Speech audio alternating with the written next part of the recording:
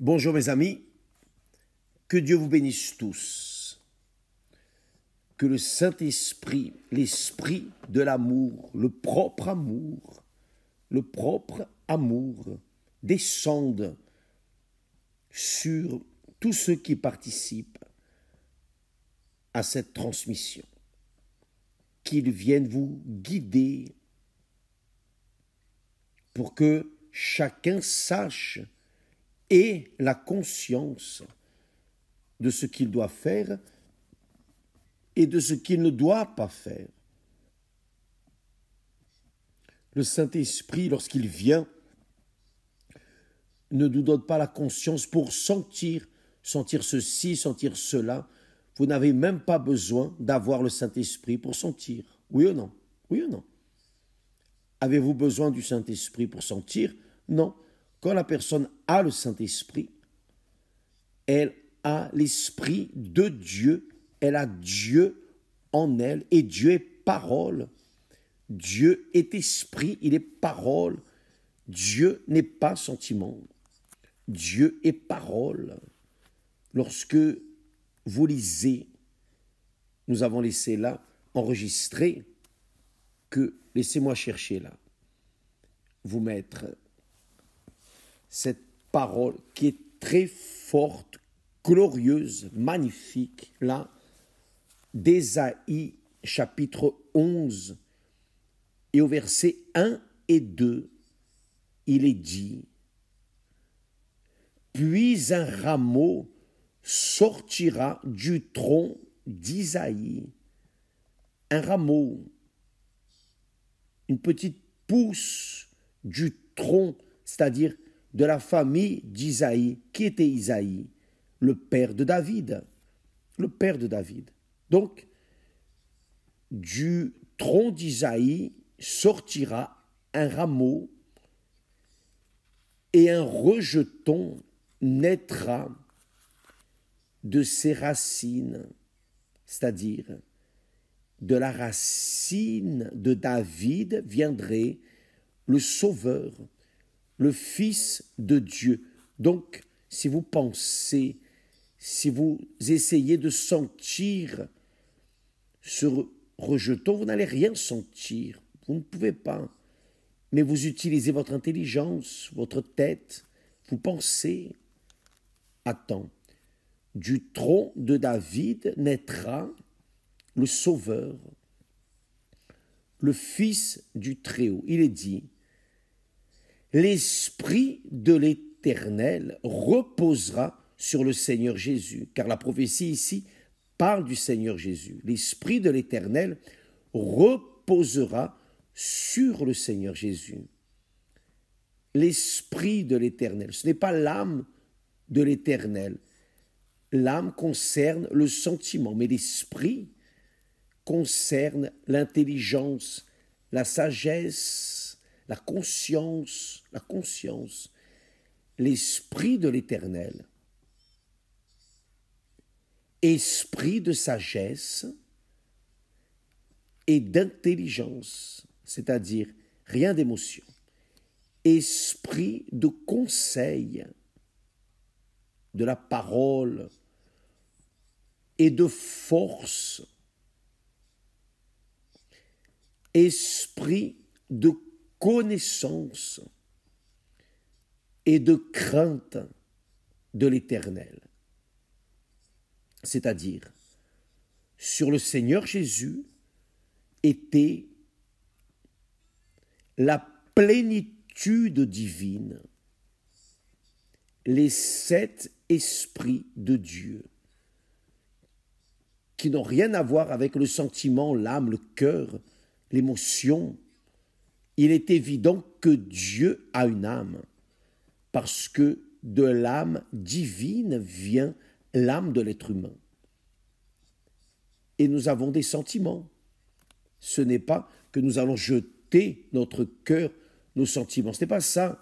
Il nous a donné et nous donne des sentiments pour sentir réellement ce qu'il sent, les sensations qu'il a.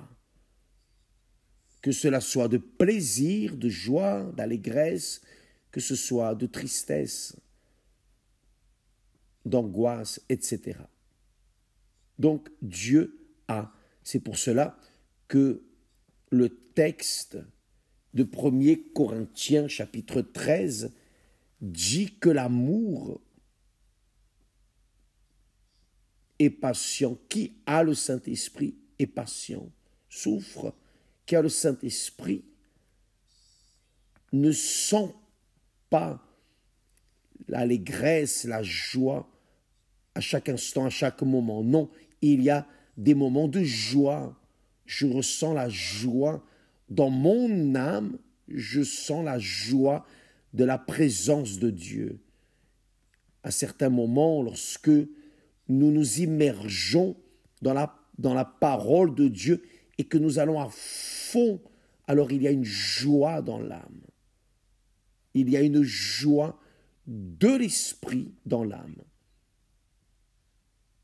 Mais au quotidien, nous souffrons chaque jour. Vous savez pourquoi?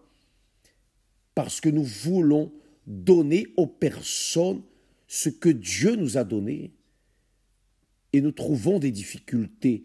Non parce que Dieu ne nous donne pas la sagesse, la connaissance, la compréhension, non. Mais c'est parce que les personnes sont têtues. Les personnes sont obstinées. Elles insistent et insistent et insistent. À quoi? À vouloir sentir ceci, sentir cela. Mes amis, lorsque nous parlons de foi, lorsque nous parlons de la foi, nous ne parlons pas de sentiments, nous parlons de conviction, de certitude que Dieu fera ce qu'il a promis qu'il ferait. Cette certitude nous donne le courage, nous donne la force, nous revigore, nous donne de l'élan et nous allons de l'avant parce que nous savons que là devant, nous allons vaincre. Mais il est évident que au milieu du chemin, nous aurons des problèmes, des difficultés, nous devrons pleurer. Le Seigneur Jésus a pleuré, le Seigneur Jésus sentait, le Seigneur Jésus avait une âme. Dieu a une âme. Dieu a une âme. Dieu ressent. David a dit, Dieu souffre. Paul dit que l'amour, c'est-à-dire le Saint-Esprit est patient, il souffre, car vous savez ce que c'est connaître toutes les personnes, des milliards et des milliards de personnes dans le monde entier qui sont déjà passées, qui passent, qui vont passer, toutes les connaître et connaître la souffrance de chacune d'entre elles. Dieu connaît toutes les souffrances et il souffre. Mais que peut-il faire? Ce qu'il peut faire, il l'a déjà fait. Il a donné, il a payé avec sa propre vie pour délivrer les personnes de leurs souffrances, de leurs angoisses, de leurs tribulations, de leurs douleurs. Mais l'être humain têtu, obstiné, charnel, ne veut rien savoir, ne veut pas penser.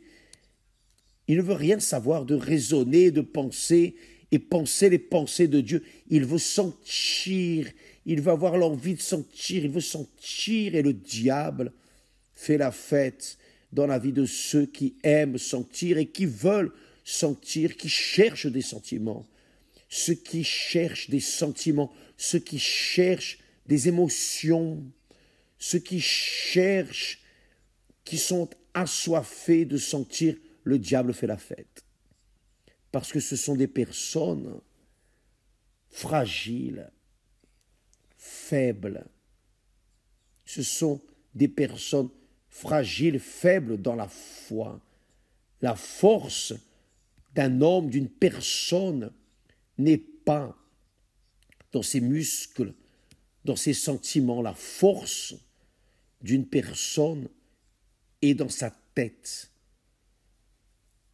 Elle fait ce qui doit être fait, ce qui est correct, ce qui est juste, ce qui est honnête, et elle croit dans la vérité, elle croit dans ce qui est le bien, le bon. Quand la personne est du bien, elle suit le bien, le bien. Elle fait ce qui est le bon, correct. Pourquoi? Parce qu'elle croit dans ce qui est correct. Et elle persévère. Même si le monde entier va contre elle, peu importe, elle demeure ferme en suivant le chemin du bien. Et c'est ce que Dieu requiert de chacun de nous, car nous avons le pouvoir de décision, le pouvoir de décider avec qui nous marier, ce que nous allons manger, boire. Nous avons ce pouvoir. Et Dieu nous donne l'esprit, c'est-à-dire la conscience, l'intelligence, la sagesse, la connaissance, la crainte du Seigneur. La parole de conseil. Enfin, Dieu nous donne l'esprit, les 7 esprits qui sont le Saint-Esprit dans toute sa plénitude, pour que nous soyons raisonnables, rationnels, intelligents, et venions prendre la bonne décision, la décision de servir le bien et non servir le mal. Mais que peut-on faire? Les têtus de ce monde veulent sentir, même s'ils savent, même sachant par avance qu'ils vont souffrir. Mais je veux sentir. Et la personne suit le chemin du mal, car elle veut sentir ceci, cela, avoir des émotions, apaiser ses douleurs, ses traumatismes à travers des émotions. Elle ne va pas les apaiser, elle ne va pas réussir. Elle peut avoir un petit moment de plaisir, mais immédiatement, elle tombe dans la réalité, et là vient la conscience qui accuse, qui fait mal, et là elle souffre davantage. Dieu ne nous a pas créés comme des robots, il nous a fait avec une conscience, une intelligence, un rationnel, pour que nous venions conduire notre âme. Le Seigneur Jésus avait une âme, et il a une âme. Il a dit, avant d'être emprisonné, condamné, torturé, etc., il a dit, mon âme est profondément triste jusqu'à la mort. Ce n'est pas parce qu'il avait peur d'affronter la mort, non. Mais il était triste parce que toute sa pureté allait porter en elle tout le péché de l'humanité, toute la saleté de l'humanité. Il allait porter et il devait supporter cela. Et il a tenu ferme. Vous savez pourquoi il a supporté? Parce qu'il savait, il avait la conscience que le Père ne l'abandonnerait pas, que le Père était avec lui et qu'à la fin, il ressusciterait et s'assiérait à la droite du Père Tout-Puissant. Donc, mes amis, ces connaissances sont merveilleuses, mais elles ne sont pas suffisantes. Vous savez pourquoi? Parce que les personnes veulent sentir. Mais qu'est-ce que je fais pour recevoir le Saint-Esprit? Elles pensent que recevoir le Saint-Esprit, c'est un prix. Elles pensent qu'elles doivent sentir. Non, vous n'avez rien à sentir. Rien. Vous devez savoir que si vous vous livrez à 100% à lui et se livrer à 100% au Seigneur Jésus veut dire laisser 100% du péché et commencer à vivre une vie correcte, digne, cesser de faire ce que vous savez qui est erroné. Car quand vous faites la chose erronée, vous en avez le courage, oui ou non? Nous tous, nous avons le courage de faire ce qui est erroné. Nous n'aurions pas le courage de faire ce qui est correct, c'est la question. N'avons-nous pas le même courage, le courage de faire ce qui est erroné, n'avons-nous pas aussi le courage d'utiliser ce pouvoir pour faire ce qui est correct? Nous l'avons, oui. Maintenant, chacun doit décider ce qu'il veut. L'humanité, les têtus, veulent faire la propre volonté, servir l'ego, le jeu, les convoitises, les vanités. Les personnes veulent suivre cette sensation, les modes. Ah, c'est à la mode, je vais faire cela. Et suivre la mode, comme on suit la procession de l'enfer du diable. Mes amis, faites bien attention. Utilisez votre intelligence, car la foi n'a rien à voir avec les sentiments. La foi a à voir, oui, avec les décisions.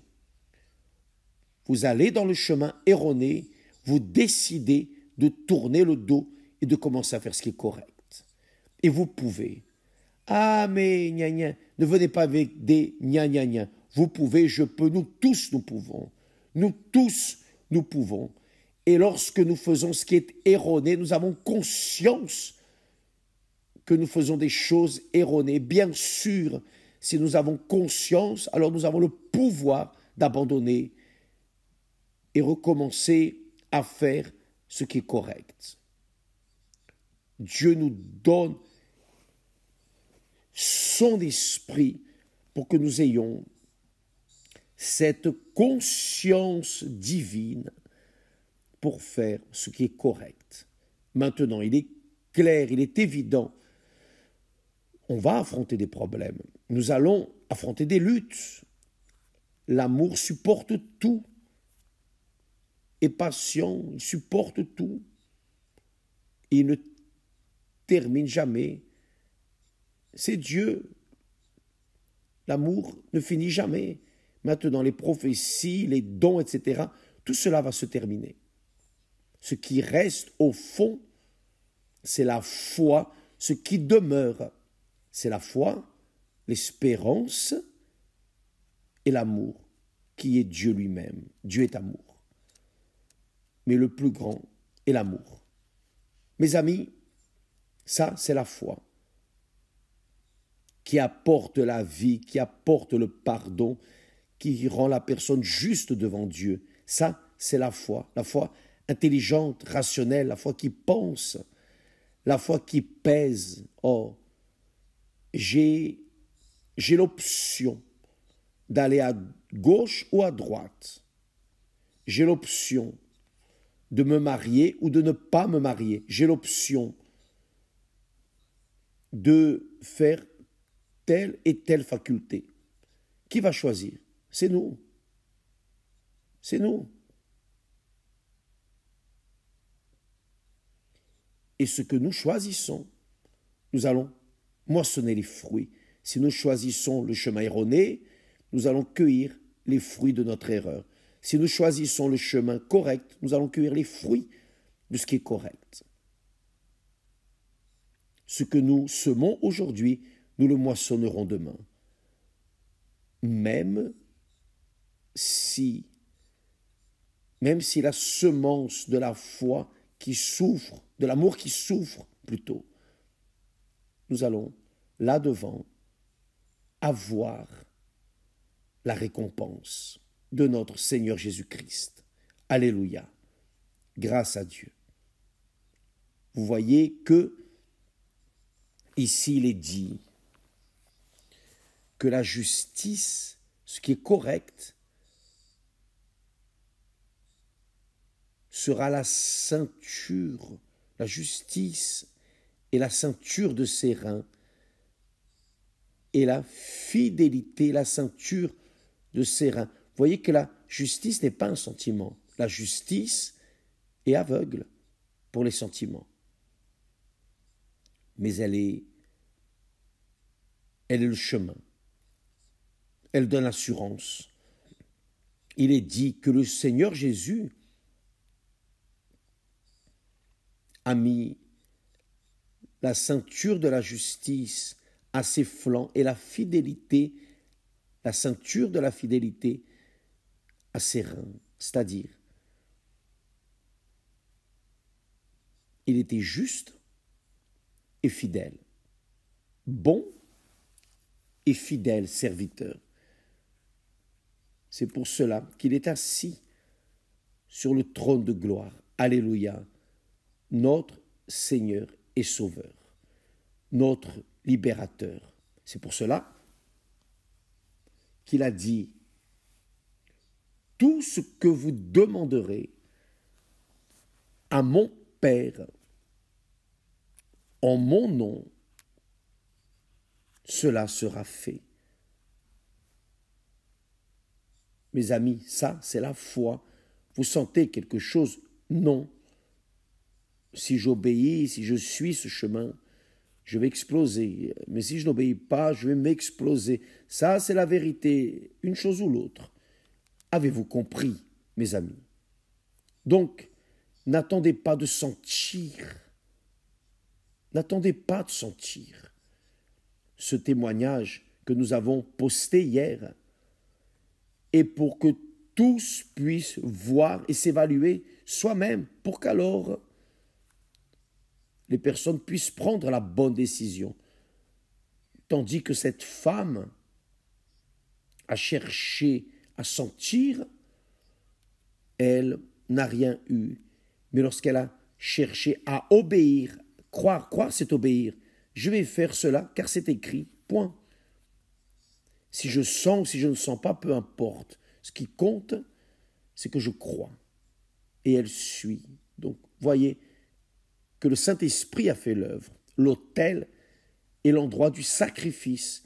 Nous disons aux personnes d'aller vers l'autel, c'est parce que l'autel, c'est le lieu du sacrifice. Pourquoi? Sacrifice de quoi? De votre ego, de votre jeu, de vos sentiments, de vos volontés, de vos passions, de vos convoitises, de votre futur. Vous sacrifiez tout.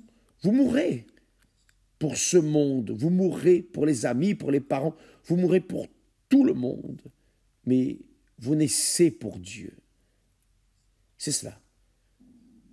Qui veut vaincre avec Dieu, avec le Amen, Dieu Amen, qui est le Seigneur Jésus est le Amen, qui veut vaincre avec le Amen de Dieu, obéit, sacrifie. C'est tout contre tout. Quand je dis ici que la fidélité est la ceinture de ses reins, c'est-à-dire la fidélité du Seigneur Jésus était la ceinture de ses reins, c'est-à-dire la totalité de ses sentiments, de ses volontés. Le Seigneur Jésus avait sa propre volonté, mais il ne faisait pas sa volonté. Je peux tout, sauf faire ma volonté. C'est très fort. Saviez-vous cela? Le Seigneur Jésus pouvait tout faire, n'importe quel miracle. Tout ce qu'il ne pouvait pas faire, c'était faire sa propre volonté. Je ne suis pas venu faire ma volonté, mais la volonté de celui qui m'a envoyé. Ma nourriture consiste à faire la volonté de mon Père. Et c'est pour cela que Dieu l'a honoré et Dieu veut vous honorer, mes amis. Mais il veut vous voir sacrifier votre volonté pour faire sa volonté. Et lorsque nous faisons cela, nous allons exploser. Si je fais ce qui est correct, si je suis la direction du Saint-Esprit, si je suis sur le bon chemin, il n'y a pas de jalousie, de gros yeux, de malédiction.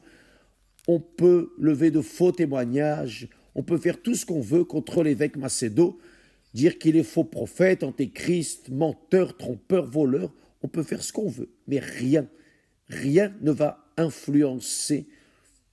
Ça ne va pas bouger 1 centimètre, ni 1 millimètre, rien. Pourquoi?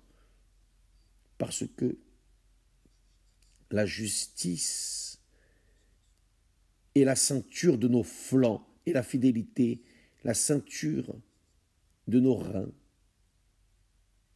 Grâce à Dieu, quand j'ai cherché une personne pour me marier, j'ai cherché une personne qui ait le même esprit que moi, les mêmes propos, la même volonté de gagner des âmes. Et j'ai approuvé, j'ai éprouvé Esther, si elle voulait vraiment, si elle avait le même désir de faire ce que nous voulions faire. Elle a été approuvée. Et c'est pour cela que nous sommes heureux. Mes amis, Dieu nous a donné la tête pour penser. La tête pour penser. Le cœur, c'est pour sentir. Quand vous mangez quelque chose, quand vous dégustez une bonne nourriture, un fruit, vous sentez ce que vous êtes en train de manger, n'est-ce pas vrai? Le goût du sel, la saveur du sucre, de la douceur des fruits. N'est-ce pas? Très bien. Dieu est esprit, Dieu est tête, Dieu est la parole. La Bible n'est pas un livre d'histoire, non. Vous ne voyez que la parole. Et la parole, Dieu nous a donné la parole pour nous obliger à penser. Pour qu'en pensant en accord avec ces pensées, nous venions prendre les décisions du bon choix. Que Dieu vous bénisse tous. Allez aujourd'hui à l'église. Allez vous délivrer de vos sentiments. Allez mettre vos sentiments sur l'autel. Allez mettre toute votre vie, vos entrailles sur l'autel. Voici tous mes pensées, mes sentiments, mon cœur, mon âme. Tout, je remets tout. Là, oui. Dieu va vous modeler en accord avec son Fils.